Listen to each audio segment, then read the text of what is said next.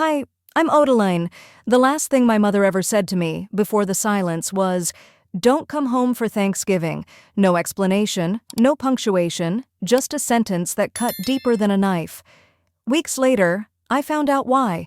They'd forged my name to refinance the house, used my credit, my signature, my silence. And while they smiled around the dinner table, I was out in the cold, funding it all. But I didn't scream, I didn't beg to come home, I just smiled back and quietly made sure everything they built on my name collapsed. Before we dive in, what time are you listening and where from? Drop a comment below and tell me, would you have replied, "Good luck," or would you have burned it all down? I was stirring a pot of butternut squash soup when my phone buzzed once on the counter. I didn't look at it right away, figured it was spam or some app trying to sell me a subscription I didn't need. But something made me glance down. The message lit up the screen in its plain, indifferent glow. Don't come home for Thanksgiving. No hi, no punctuation, no explanation. Just that, from my mother. I stood still for a moment, wooden spoon halfway between the stove and the counter. I reread the message, twice, then again. I thought maybe I'd missed part of it, that something had gotten cut off.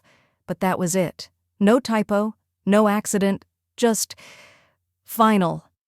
At first, I waited for a follow-up, some clarification, like she meant to send it to someone else, or that she was joking, or even angry at least. But nothing came. The soup started to bubble over, hissing against the stovetop. I turned the heat down and walked to the sink, rinsing the spoon with mechanical calm. My apartment was quiet except for the low hum of the fridge and the occasional whisper of wind against the window. I kept staring at the phone like it would explain itself, and suddenly, I wasn't in my kitchen anymore. I was back at last year's Thanksgiving. I had brought embroidered napkins I'd made, soft, cream-colored linen with each person's name stitched in golden thread. I'd spent evenings working on them, imagining everyone smiling, passing dishes, noticing them. But when I handed them to Mom in the kitchen, she barely glanced at them. "Why do you always make things so elaborate?" she said, wrinkling her nose. "Just use the paper ones, Odeline. It's not that kind of dinner." I had smiled politely, then folded them back into the basket I'd carried over. Dinner was the usual parade of comparison. My sister Tessa went on about her husband's promotion at the law firm, her 2 boys getting into the gifted program. Dale, my older brother, talked about refinancing his house, again, and dropping 40 grand on a kitchen remodel. And then there was me. No husband, no kids, no house, just a modest 1-bedroom apartment and a job in nonprofit accounting. At some point during dessert, Tessa had leaned toward me with that glint she always had when about to say something cutting. "Maybe next year, just stay home if you're going to sulk again," she said, loud enough for the table to hear. "We'll send leftovers." Mom hadn't said a word. Back in my apartment now, I took the soup off the stove and let it sit. I didn't have much appetite left. I sat at the small table by the window, the one with the chipped edge I kept meaning to sand down. Outside, streetlights blinked on one by one along the sidewalk. A man walked his dog. A delivery van rolled past. 12 years I'd lived apart from them. 12 years building my own life in this small corner of Oregon. I wasn't rich. I didn't have a Christmas card, perfect family. But I had worked hard, paid my rent, filed my taxes, never asked anyone for help. They still saw me as the fragile one. Too sensitive, they'd say, always making things about herself. But I was the one they called when something needed fixing. When Dad had surgery, it was me who flew in, stayed overnight in the hospital, arranged the medications. When Tessa's youngest needed a fundraiser, guess who designed the poster and spread it across social media? I did it because I believed that love meant showing up, even if you weren't noticed.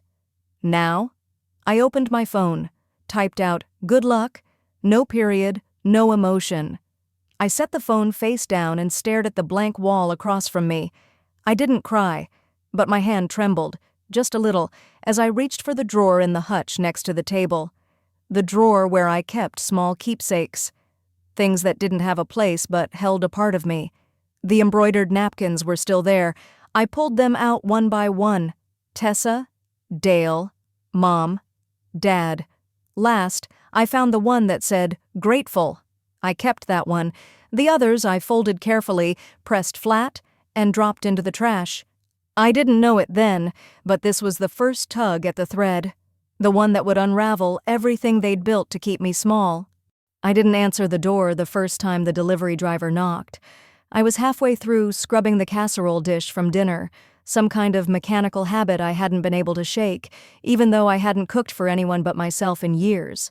The second knock was firmer, followed by the shuffle of a package being dropped gently outside.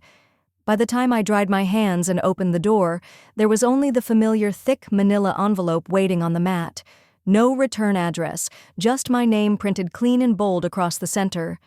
I stared at it longer than I should have, as if the cardboard could bite. But I'm getting ahead of myself. 3 days earlier, the voicemail came while I was folding laundry, the speaker on my phone crackling through a bland male voice. "Hi, this is Joseph from Haverbrook Loan Servicing. We're just following up on the property refinancing filed in October. We need to confirm your updated mailing address for final documents."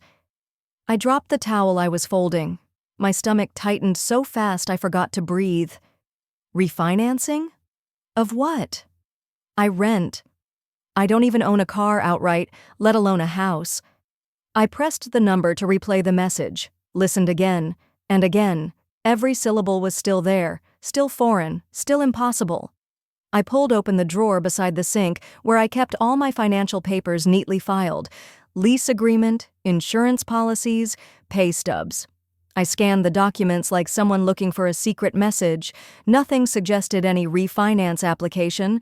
Nothing was expired. My lease was still valid, in my name, and nowhere near ending. I should have let it go. But something in me, something hard and quiet, refused to sit still. The next morning, I called the number back. "Hi," I said, keeping my tone friendly but neutral. "You left me a message about a refinancing? I think you might have the wrong person." "Sure," the woman on the other end chirped, professional and upbeat. "What's your full name and date of birth, please?" I gave it. Hesitated before adding the last 4 digits of my social security number. She typed in silence. "Okay, yes, here you are. Odeline Walsh, co-signer on a refinance dated October 6th, property address 14 Briar Glen Lane, Hillsboro, Oregon." I froze. That was my parents' address. Their house. I hadn't lived there since I was 23. I cleared my throat. "Can you tell me who filed the application?" "Primary applicant is a Dale Walsh." My brother. My knees almost gave out. I leaned against the counter, hard. "And when did this get approved?" "October 21st, she replied casually, like she wasn't blowing open the floor beneath me. "We received employment verification and notary documents that same week." I kept my voice steady. "Can I get copies of all paperwork sent to my mailing address?" She confirmed my address without hesitation. They really had filed it under my name, used my data, my signature. I thanked her and hung up. Then I just stood in the middle of the kitchen, hands shaking over an empty coffee cup. My pulse thudded in my ears. I wanted to scream, call someone, demand answers, but no one was going to pick up. Not the woman who told me not to come home for Thanksgiving, not the sister who rolled her eyes whenever I mentioned bills, not the brother who, apparently, saw my credit score as a tool he could wield. So I did what I always did. I went quiet. 2 days later, that manila envelope landed at my door. It was heavier than expected, my name written too carefully. I carried it to the kitchen table and sat down, not bothering with tea or background music like I usually did when reading serious things. I peeled it open. The first page was a cover letter, loan confirmation packet, signed by all parties. The second was the refinance agreement itself, with a signature in my name. Not my handwriting, but close enough to pass if you weren't really looking. I flipped through the next few pages, pay stubs I'd never submitted, showing inflated income. An employment verification from a company I hadn't worked at in 5 years. A notary stamp dated 4 months expired. The fraud was so clumsy it bordered on insulting. Like they didn't even try hard to hide it. Just assumed I'd never notice. Or worse, never do anything if I did. They knew I was alone. That I wouldn't risk burning bridges. That I'd rather swallow it than start a fire. I leaned back in my chair and stared at the kitchen light above me. The bulb flickered slightly from a breeze slipping through the cracked window. I didn't cry. I didn't call anyone. Instead, I got up slowly, walked over to my desk and opened my laptop. First, I pulled up the utility accounts. Water, power, gas. All the accounts I'd quietly helped pay for over the years because they always forgot, and I had the stable job. Click, click, canceled. Then the family Hulu subscription, their Amazon Prime account tied to my email, even the property insurance. Yes, that too had my name somewhere in the small print. All stopped.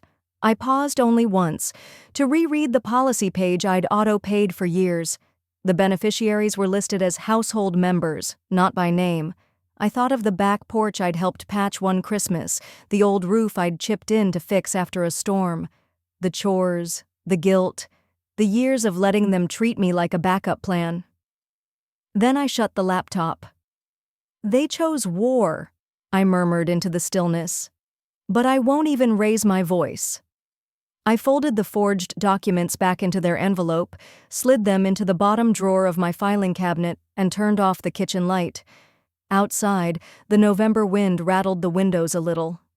Somewhere down the street, a dog barked twice and then fell silent again. I didn't sleep much that night, but I wasn't afraid anymore. I was done being the easy one, done pretending silence meant peace. The silence between us didn't break, but the walls around their lies were starting to crack.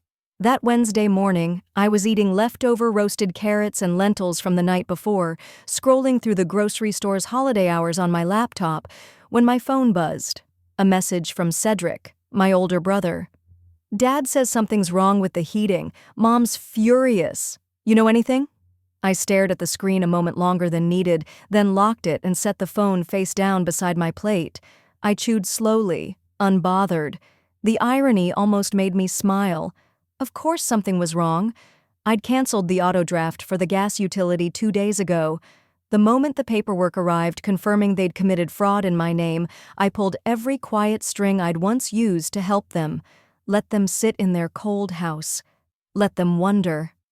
By dusk, I'd cleared the dishes, pulled on an old Oregon Ducks sweatshirt, and was curled on my couch flipping through a design magazine when the phone rang again. This time, it went to voicemail. I didn't need to listen to the full message to know who it was, but something in my gut told me to at least read the transcript. It was from Dad. "Call me back. It's urgent. The utility bill bounced." The rest cut off. I hit delete. That night, while sipping chamomile tea by the window, I saw my reflection, steady, unshaken. For the first time in years, their panic wasn't mine to fix. The next morning came the charm offensive. A call from Romy. Not the usual barky tone she used when she was stressed or rushing me off the line. This one was all sweet syrup and fake concern. "Hey," she started. "Just calling to check in. You good? Haven't heard from you in a bit." I stood barefoot in my kitchen, phone on speaker, slicing apples for pie filling.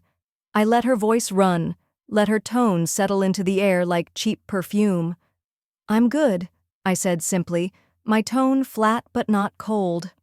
A pause. "Well, I mean, you doing anything for Thanksgiving? Just wondering, Mom asked. I could practically hear her lips pressed tight, like she hated having to relay the question. "Thanks for calling," I replied, moving the apple slices into a bowl. "I'm good." Click. 15 minutes later, another call came through, this time from a man named Chuck, some distant friend of the family. Or maybe a church acquaintance. Honestly, I hadn't heard from him since my 20s. "Hey, Odeline," he chirped like we were lifelong buddies. "Was just thinking about you. Big week coming up, huh? Got plans for the holiday?" I leaned against the kitchen counter and let him talk, let the script play out. He mentioned how folks were hoping to see me around, and casually dropped that he'd heard things were a bit hectic at my folks' house. They're good people, he added. Just got a lot on their plate right now. I didn't take the bait. They usually do, I said lightly. But thanks for checking in. Another call ended. Another layer of their pride cracking. It was predictable, all of it. They couldn't just say, "We need you." They wouldn't admit what they'd done. So instead, they sent out messengers. They played innocent. But the quiet from me? That was louder than any fight I'd ever had with them. 2 nights later, I met up for coffee with my cousin Raina. We picked the corner booth at a cozy cafe tucked between a pharmacy and a thrift shop, halfway between her place and mine. She didn't even order before blurting out, "You will not believe the mess at your parents' house." I just raised an eyebrow. No comment. Let her spill. "Your mom called me last night, freaking out.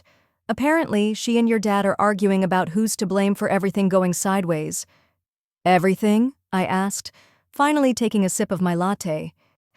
"Girl, the gas, the water, the insurance stuff I didn't even know y'all paid. And your mom?"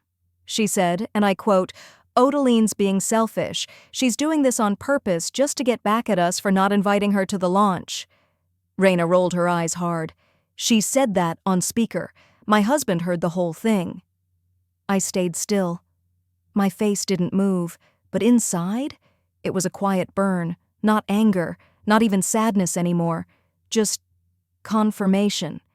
This is who they were. They weren't sorry for what they did. They were sorry they were now uncomfortable. "I just thought you should know," Raina added. "They're not worried about you. They're worried about losing the house." I nodded once. They already lost something bigger. That weekend crept toward Thanksgiving with the damp chill Eugene was known for. A soft drizzle fell nearly nonstop, painting the sidewalks and rooftops in gray. I stayed home mostly, cleaned the baseboards, donated old coats, reorganized the pantry, but I kept my eye on the news, checked the county utilities portal, tracked the insurance expiration date I knew by heart, November 28th. Monday morning came with another text, from Romy again. "Hey, just checking. You know anything about the homeowner's policy? Dad said it's lapsed or something?" No greeting, no warmth now, just panic wrapped in passive-aggressive code. I didn't reply. Instead, I looked across my apartment at the stack of papers still resting in the folder on my bookshelf, the forged signature, the fake notary stamp, the lie they built, thinking I was too soft, too obedient, too desperate to ever call them out. The night before Thanksgiving, I made mashed potatoes from scratch and roasted a small chicken. Classical music played softly through the speakers. Across town, I imagined Mom rummaging through nearly empty cabinets, trying to prepare a meal without heat, with half the groceries she'd counted on me for. Dad, no doubt, scowling at the bills on the table, maybe blaming the mail, maybe blaming Romy, maybe wondering if I'd changed my number. They still hadn't apologized, still hadn't asked why, because to them I was never the victim, just the fallback, just the daughter who always filled the gaps quietly. But now those gaps were gaping, and all I had to do was nothing, just watch. They'd poked the bear and still didn't realize how quietly she could destroy them. That Wednesday morning, I woke up earlier than usual. The apartment was still dim, just a faint slice of dawn slipping in between the blinds. I made coffee slowly, listening to the machine hiss, the kind of quiet that fills your ears when you know something's coming.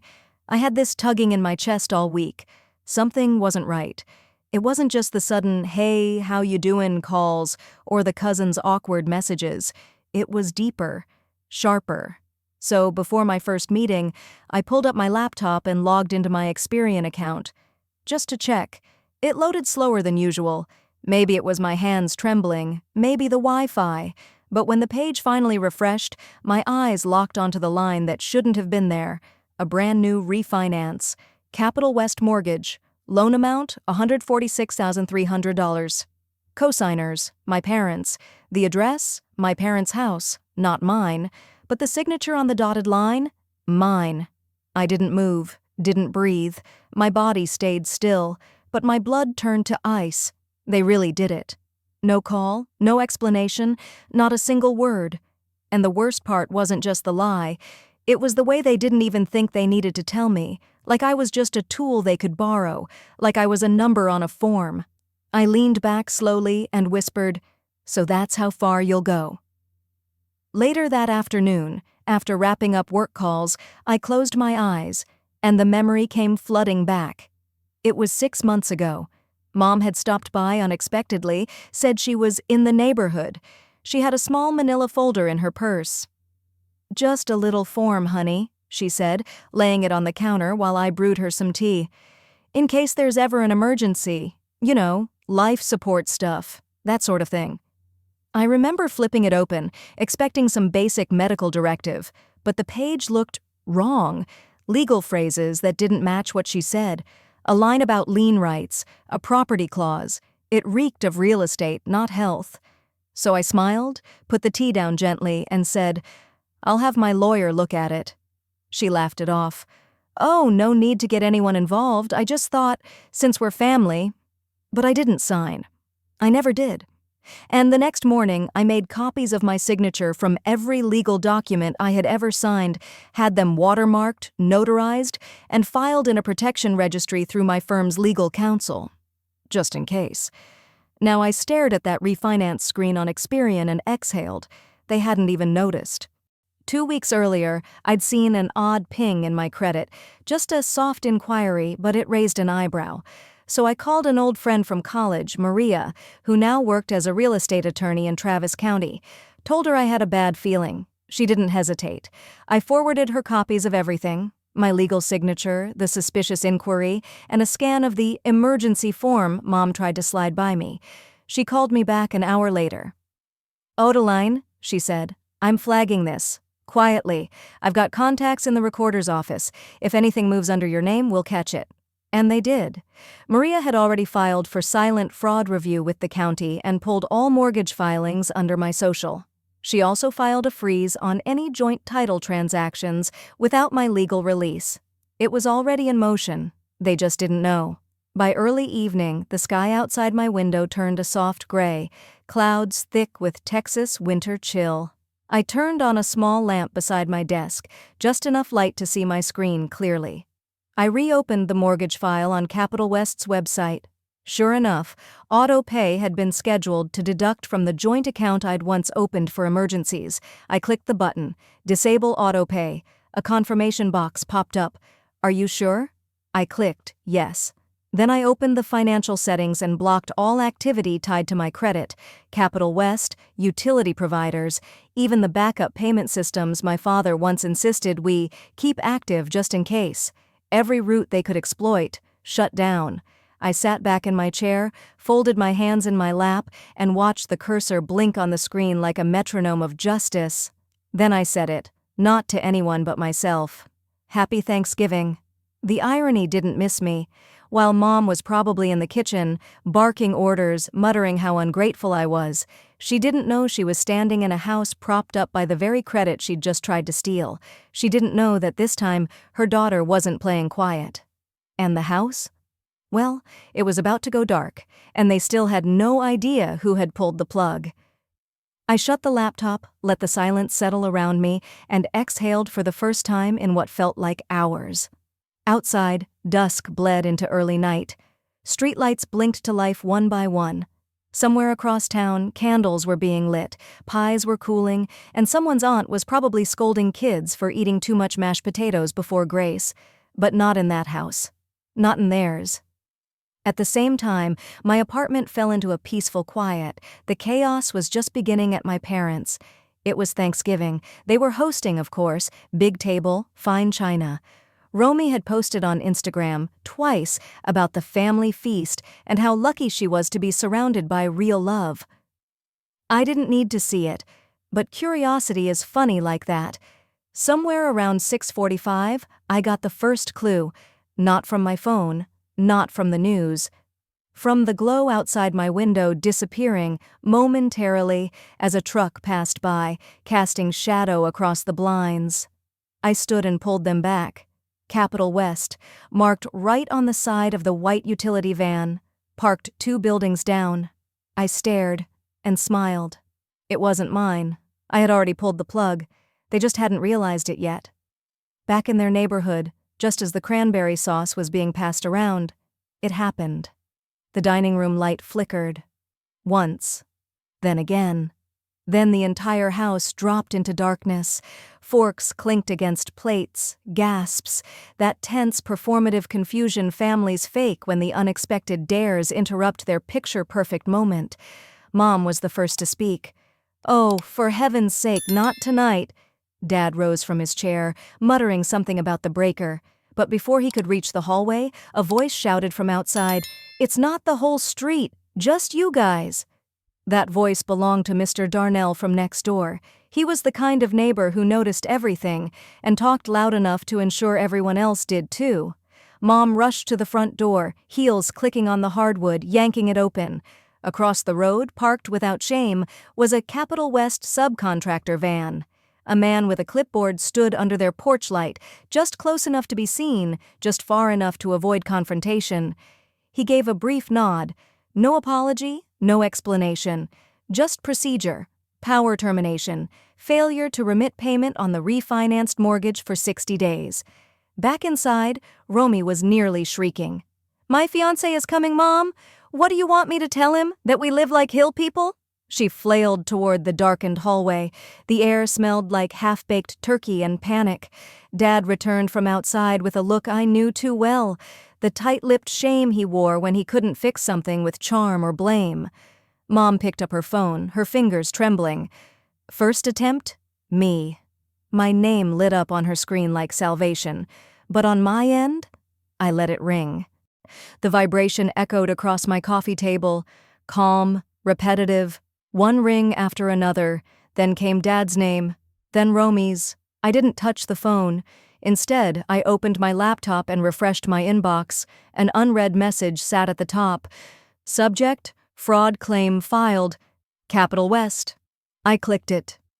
Odeline, the refinance account has officially been flagged as fraudulent.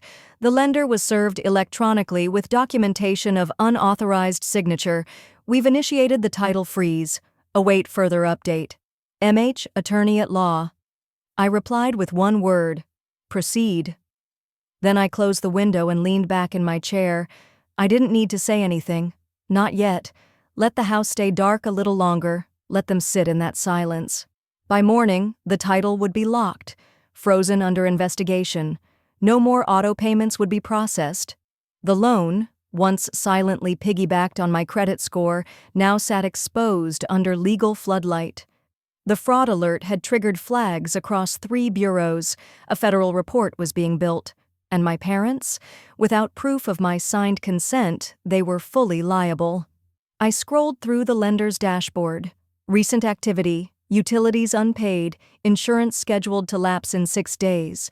They'd built this castle out of my foundation and expected me to patch the cracks whenever it crumbled. They used me, I murmured, and assumed I'd keep sweeping up the glass. I got up, stretched my legs, and walked to the kitchen. The leftovers I'd made earlier sat untouched. I poured myself a glass of water, took a sip, then returned to the living room. The phone lit up again. This time, it was voicemail.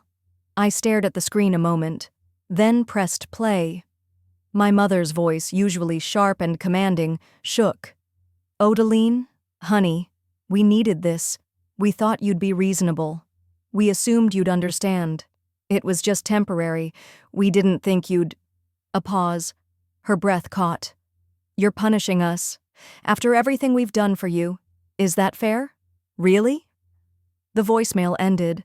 My thumb hovered for a second. Then I deleted it. No reply, no explanation. They still hadn't grasped it. This wasn't punishment. It was consequence. The house had gone dark, and they still didn't understand who'd flipped the switch. I thought I'd have at least one morning of peace after Thanksgiving. But peace didn't last past 6:18 a.m. The phone rang sharp, loud, pulling me from a shallow, uneasy sleep. I blinked at the screen, still curled under my blanket, my apartment dim with winter morning gray. The name lit up. Mr. Carville, my boss. I sat up, heart immediately in my throat. He never called this early. I picked up. "Hello?" There was no small talk. "Odeline?"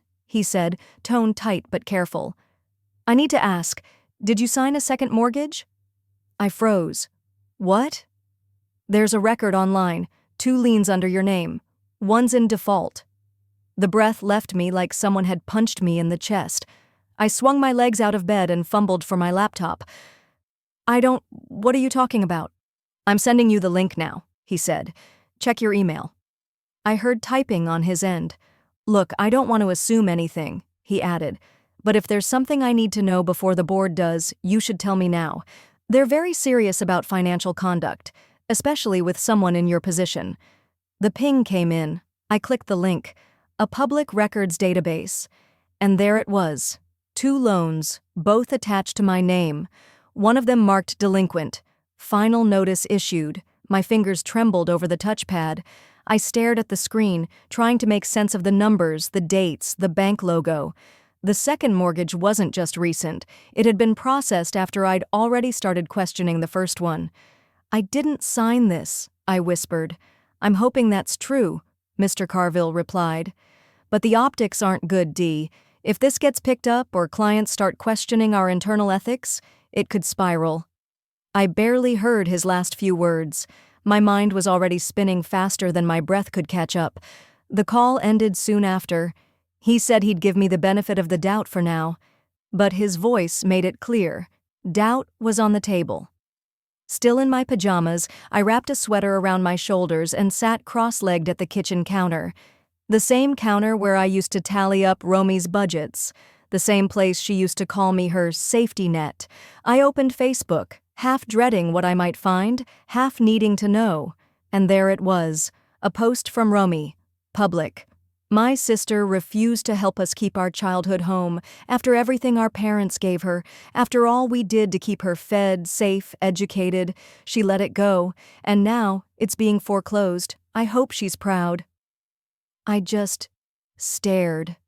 The post had been up less than 12 hours, but it already had hundreds of reactions and 438 comments. People I didn't even know chimed in. Strangers typing like they knew my life. One comment read, "If it were my family, I'd help without question. Blood matters." Another, "People like her get far, then forget who helped them up." And then, my own cousin, Carla. Dee always thought she was better than the rest of us. Guess we finally see her real face. I stared at Carla's name for a long time. We hadn't talked in over a year, but I never expected her to turn that fast. My chest tightened. Not anger, not quite. Just something more hollow, like grief, but worse, because they were still alive, still choosing to twist the knife. I closed the tab and pushed the laptop away. That was when my phone buzzed again. This time it was an email from my attorney. Subject line, "Update on mortgage fraud." I opened it, hand clenched. Odalyn, we've completed a preliminary signature comparison. There's strong evidence that your name was forged on the second lien. We'll be adding criminal charges to the case. The lender has been notified. Next steps. Initiate a court filing and request a federal fraud inquiry. Please call me when you're ready. We'll need a detailed timeline and any past communications between you and the involved parties. I sat in silence, rereading it twice. Fraud? Criminal charges. Romy didn't just lie, she escalated it. I finally called him. "Am I at risk of going to jail?" I asked, voice hoarse. He answered quickly, firmly.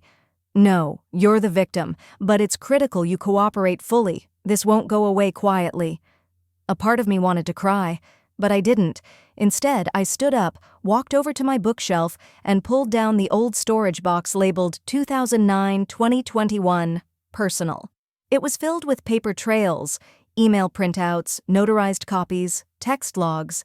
I had kept them mostly out of habit. Romy used to joke that I hoarded receipts like a nervous accountant. That habit might save me now. I opened a new folder on my desktop labeled Legal, Family Fraud, and I got to work. Hours passed. I didn't eat, barely drank water, just opened document after document, screenshot after screenshot. Rebuilt the history they thought I'd forget. They underestimated me. That night, I didn't turn on the TV.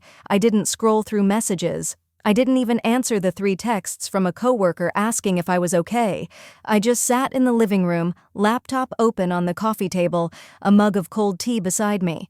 The silence wrapped around me like a thick quilt. I clicked into my saved voicemails. I don't even know why. Maybe some part of me wanted to hear Romy's voice, back when we were still sisters. One recording stood out. It was from 3 years ago. "You're the only one I trust with numbers, Dee. If I ever mess up, I know you'll fix it. You always fix it." I played it again, then a 3rd time. Finally, I whispered out loud to the empty room, "And you weaponized that trust." I shut the laptop. My apartment was still, but inside me, something had shifted. I didn't sleep that night. I laid there in the dark, watching headlights smear across the ceiling, each one whispering some new form of fear I hadn't named yet. And just as the room began to soften with the first light of morning, I decided I needed air, coffee, movement, something. I threw on a coat and headed down the stairs of my apartment building. I barely registered the way my breath misted in the cold as I walked across the lot and back again, circling like I was hoping the movement would shake something loose in my chest. But the moment I returned to my floor, I saw it. A folded paper, bright white against the beige of my apartment door, sealed with blue tape and bold red lettering across the top, "Notice of Eviction." For a second, I stood there staring like it wasn't real, like maybe someone taped it there by mistake. But my name was printed right under the header, Odeline Marin, clear as day, no mistake, failure to remit payment on second mortgage, property now subject to removal order. My throat went dry, but I kept my hand steady as I peeled the tape away. I could feel eyes watching me, from the other side of the hallway, the couple across the hall half hidden behind their doorway. I didn't give them the satisfaction of seeing me panic. I nodded once like this was just mail. Just something routine. Then I unlocked the door and walked inside. I shut it quietly behind me, locked the bolt, then stood there in the middle of the living room for what must have been 2 minutes before I moved again. I read the notice, again and again. I had never agreed to a second mortgage. I didn't even know they'd finalized the first one. My name, my signature, was right there. But it wasn't mine. It was too neat. Too perfect, a forgery trying too hard to look casual. I folded the notice and slipped it into my bag. I didn't cry, I didn't scream. But something in my chest shifted, like the floor beneath all my choices was starting to buckle. I didn't even take my coat off. I grabbed my keys again and left. The HOA office was just across from the main leasing center, inside a 2-story building that smelled like stale air and artificial lemon. The front desk clerk was young, probably college-aged, but polite. She took my ID and scanned the system. "You're still listed as co-owner," she said, eyes skimming the monitor. "But the payment responsibility was transferred on the back end during a refinance." I blinked. "Transferred?" She clicked a few more times, then tilted the screen gently so I could see. "Your name's here, see? Twice. On both the original loan and the second refinancing agreement." She pointed to 2 scanned documents. I leaned in. There it was again. My name. A signature that looked close enough to pass, especially to someone who didn't know me. "I never signed those," I said. She looked up, lips pressed. "If that's the case, you'll want to talk to legal counsel, but I can print you copies." "Please," I said, jaw clenched. Every page. When I stepped outside again, the cold hit harder than before. I stood on the front steps of the HOA building, holding that manila envelope like it was radioactive. I didn't even make it to the car before dialing my lawyer. He picked up after the first ring. "I've got something," I said. The HOA gave me copies of the refinance documents. My name's on them, but I never signed. "Email them to me," he said. "Right now." I sat in the driver's seat and sent them over while my breath fogged up the windshield. I barely had time to set my phone down before it buzzed again. "This is more than enough," he said. "This opens a full fraud case. We'll file civil and criminal charges against both Romy and your mother, and possibly the loan officer if there's evidence they ignored red flags." I didn't answer. I was staring straight ahead, my knuckles white on the steering wheel. "There's more," he said. "Of course there is. Romy took out a personal line of credit last month, used your identity." That broke the silence inside me. "She what?" "Silent cosigner. She used your FICIO as the basis. You weren't listed officially, but your information was pulled." I stared out at the parking lot. Quiet. Kids were laughing somewhere in the distance. A delivery truck backed out slowly. The world kept moving. "Can we stop this?" "We're already drafting a freeze on the property assets," he said. "You'll need to sign a motion. Today." "I'll come by after work." "No delay, Odeline. If they sense you're moving legally, they might try to sell the house or shift ownership again. We need to move now." I hung up.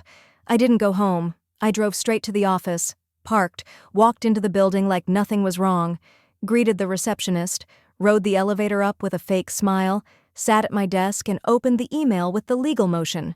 I read it through once. Then I opened a blank window and started typing my own statement, the timeline my attorney had asked for. Every date, every message, every favor Romy had asked that sounded innocent at the time. Every time I'd said yes, I didn't eat lunch. I barely looked up. By early afternoon, I emailed the motion back with my electronic signature and called my lawyer to confirm it went through. Then I stayed seated, alone. Outside my office window, the light was fading fast, casting gold streaks across the rows of parked cars below. I could hear my co-workers chatting in the break room across the way. Laughter. Someone asking about leftovers. I stayed in that chair for almost 20 minutes before I grabbed my coat and left. I didn't go straight home. I stopped by the parking garage of my old building and sat in my car with the heater running. I pulled out my phone, opened the photos folder, scrolled back months, then years. Romy holding up a birthday cake, Romy crying on my couch after another breakup, Mom smiling at the table, a glass of wine raised. I stared at those pictures like they belonged to another life. They used me. Not in the abstract, not accidentally, but deliberately. They'd planned this. I leaned back in the seat, closed my eyes and exhaled slowly. No anger, no tears, just silence. That's when I pulled up the legal portal, found the motion to freeze the assets tied to the house, and clicked Submit.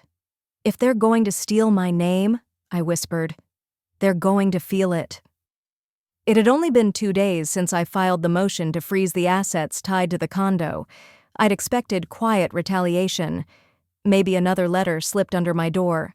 Maybe a backhanded voicemail from Romy. What I didn't expect was to wake up at 6:42 a.m. to 32 missed calls, and a message from my cousin Marla that read, in all caps, "Go online now, she's live, Facebook and Instagram." I sat up so fast I knocked my glasses off the nightstand.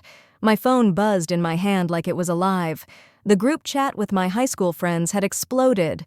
One wrote, "Odeline, is she serious?" Another, "I'm so sorry, this is disgusting." Heart pounding, I opened Facebook. There she was, Romy, standing in Mom's living room, pacing back and forth in front of the mantel where our childhood photos used to be. She was crying, loud, theatrical sobs, holding her phone with one hand, talking to the camera like it was an old friend she needed to pour her soul out to. "She's not the woman you all think she is," Romy said, voice cracking at just the right time.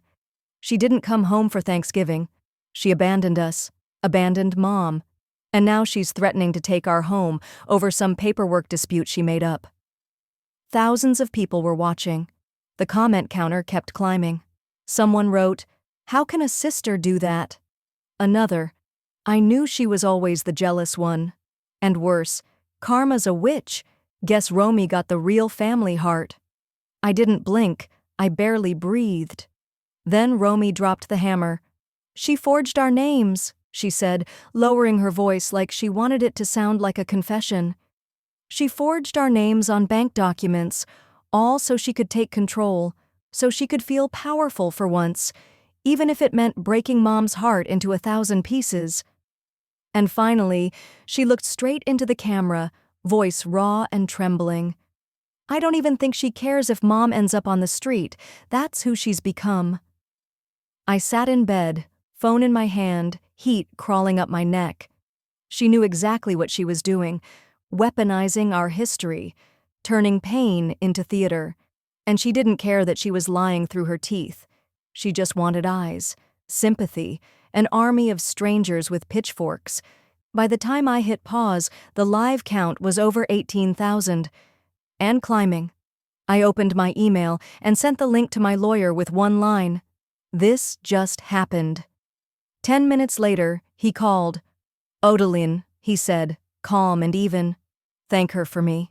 This is exactly what we needed. I exhaled through my nose. Defamation? Defamation, fraud, character assassination. Take your pick. We'll draft a cease and desist, but that's not enough. I want to light this on fire. Are you ready to go public? There was a silence on my end. Not because I was unsure, because for the first time, I wasn't. I'm ready, I said. He hummed like he'd been waiting to hear that. Good. My media liaison will prep the release. We'll include screenshots, certified statements, time-stamped texts, loan data. She wants to play for an audience? Let's give them the full show. I nodded slowly, the fury in me no longer loud, just focused, steady, cold. She crossed a line, I said. Let's make sure she can't walk it back. An hour later, the post went up. The law firm's official page uploaded a 5-minute response video. No dramatic lighting, no sad violin music, just facts. Slide 1, screenshots of forged signatures, my name in shaky block letters Romy had copied from an old driver's license form. Slide 2, the actual email I sent on Thanksgiving morning. I love you all. I'll be here if you need anything. Slide 3, bank statements tied to my FICO score with timestamps and routing info tracing directly back to Romy. The comments section lit up. Not with hate this time, at least not for me. Wait, she forged her own sister's signature? I saw that live this morning. This is nuts. Anyone know if that condo is still in the family name? Odalyn should sue. By evening, Romy's video was deleted, scrubbed off both platforms. But screenshots had already made it to Twitter, TikTok, and YouTube reaction channels. It had become a conversation bigger than our family, a conversation about betrayal, sisterhood, and truth. At 8:34 p.m., she posted a follow-up on Instagram stories. Her voice was suddenly soft, less performative. I was emotional this morning, she said, eyes red. I didn't know the full picture. I was just scared. Please, don't send hate. Too late. The replies were swift and brutal. You had no receipts, Romy. You cried wolf, now you're crying oops. This is what manipulation looks like, folks. Take notes. Extended family started texting me. An aunt from Arizona I hadn't heard from in 5 years sent, I'm sorry for everything, I didn't know. My dad's sister, the one who used to call me the ghost child, wrote just 2 words, you were right. I didn't reply, not to the apologies, not to the silence from others who suddenly had nothing to say.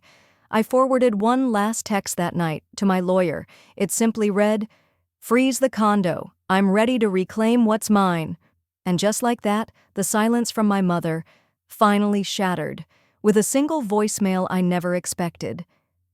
By the time the headlines began to fade and the shares slowed, I thought the storm had passed. I didn't post anything more. I didn't respond to the noise or the silence. I just made tea, closed the blinds, and folded laundry like it was any other Tuesday night. But around midnight, as I was brushing my teeth and about to crawl into bed, my phone buzzed. A single voicemail notification. No text, no missed call. Just her voice. I stared at the screen for a long while before pressing play. The audio started rough, just the faint hum of background noise. Then her voice came through, shaky, ragged, as though she'd pressed record with trembling hands and no plan. I didn't know they used your name, she said. A beat of silence. Your father did it. And Romy helped. I told them to fix it. I told them. But no one listened. There was a cough, then what sounded like the scrape of a chair leg against tile. I never stopped loving you, she whispered, but I didn't know how to choose you without losing them. I played it once, then again. I didn't cry. I didn't scream. I just sat on the edge of my bed with the toothbrush still in my hand, and then I deleted it, not because I was angry, not because it didn't matter, but because it was finally over. There was nothing left to wait for, no apology I needed to chase.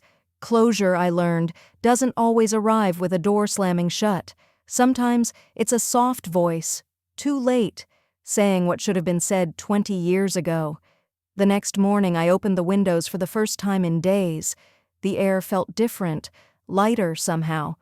While I sipped my coffee, my phone buzzed again. This time, it was my lawyer. "We've gained access to the family's safety deposit box," he said without preamble. "You might want to come in today." I arrived just after noon, a neutral blouse tucked under a jacket I hadn't worn since my final court hearing 3 years ago. The receptionist at the firm greeted me with a small nod and led me to a small room where my lawyer stood next to a steel box, already opened. Inside were a few legal folders, yellowed with time, a bundle of bank statements clipped together. But what caught my eye was the heavy envelope sealed in wax. My lawyer handed it to me. "It's from your grandfather." I sat down and opened the envelope with care. The handwriting was unmistakable, his old slanted script, the kind that leaned left like it was resisting time. "Odeline, if you're reading this, then something went wrong. But I knew it might. You're the only one I trust to protect what's left. Your father's pride, Romy's greed, I've seen it before. This will names you because you've earned it, not because of blood, but because of character. Keep the house, keep the land, keep the truth." There were no flowery goodbyes, no long-winded apologies, just clarity, like always. The revised will beneath the letter was clear and official, dated, notarized, naming me as the primary heir. No loopholes, no gray zones. It overrode every fraudulent attempt Romy had made. My lawyer looked at me across the table and smiled, not with triumph, but with something quieter. "Your name's been restored," he said. 2 days later, I returned to the house. The keys felt foreign in my hand, even though the weight of them was familiar. I pushed the door open to find the place stripped of nearly everything: pictures, furniture, even the faint smell of cinnamon from my mother's old diffuser. She was gone. Quietly. Romy hadn't said a word since her last attempt to explain herself online. No apologies. No rage. Just absence. I walked the halls slowly. The carpet had been vacuumed, but dust still clung to corners and windowsills. In the dining room, a single chair remained, one I remembered sitting on during long family dinners, pretending to laugh when no one was really listening. Upstairs, my childhood room looked untouched, as if time had sealed it in a bubble the day I left. I stepped inside. The posters were still up, the shelves still held my old trophies from speech team, and a cracked snow globe I got at Niagara Falls. On the wall above the dresser, half covered in dust, was a photo frame. I pulled it down. It was me, about 7 years old, sitting on my grandfather's lap, both of us smiling in a way I hadn't smiled in years. Not for anyone else, just for him. I sat on the edge of the bed and stared at it. I didn't cry. I didn't need to. Sometimes peace doesn't come with tears. Sometimes it's just the quiet acceptance that what's broken won't be fixed, but that doesn't mean you can't build something new. I locked the door behind me as I left. I didn't look back. The property transfer went through 2 weeks later. The house was officially mine, but I didn't stay. I donated the back lot to a local women's shelter. No press release, no grand ceremony, just a signed deed, a handshake, and the promise that the land would give someone else the safety I never had in that home. Then I went back to my apartment, opened my journal, and wrote in ink that bled a little too much. Some families are born, some are chosen, but peace? That one you claim yourself. I closed the book, turned off the lamp, and for the first time in years, I slept through the night.